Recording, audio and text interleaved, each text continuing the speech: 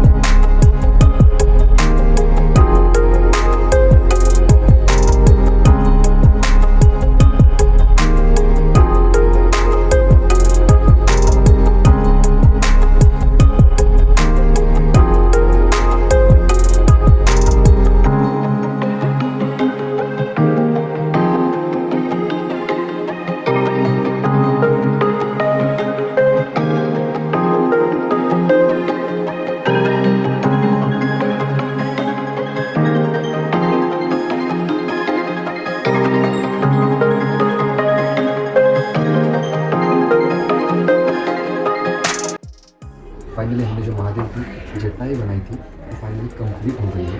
तो ये कंप्लीट होने के बाद कुछ ऐसा दिख रहा है। तो ये जो जटाएँ हैं ये हमने ये सिर्फ 3 पेंसिल की मदद से बनाई है। ये है सुपर सॉफ्ट, एक मीडियम और एक हार्ड पेंसिल। तो हमने सिर्फ ये 3 पेंसिल की मदद से ये पूरी जो जटाएँ है ये बनाई है और ये दिखने में एकदम रियलिस्टिक लग रही है। और इसको ये जो पेंसिल से इसको हमने ब्लेंड करने के लिए ये ब्रश यूज़ किए हैं। तो ये कैमल का 0 ब्रश और ये है कैमल का 4 ब्रश। तो इसकी मदद से हमने जो ये जटाएँ है वो ड्रॉ किए और इन ब्रश की मदद से हमने उसे ब्लेंड किया है। तो आप देख सकते हैं कि ये दिखने में कितनी रियलिस्टिक लग रही है।